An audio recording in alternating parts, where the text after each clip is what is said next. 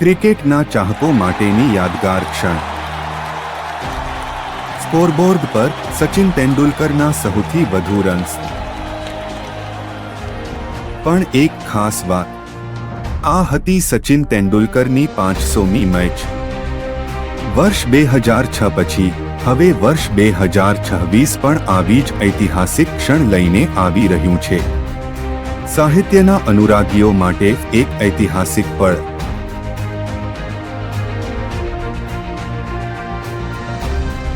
પૂજ્યપાદ ગુરુદેવશ્રી દ્વારા લખાયેલી 500મી પુસ્તકનો ભવ્ય મહોત્સવ.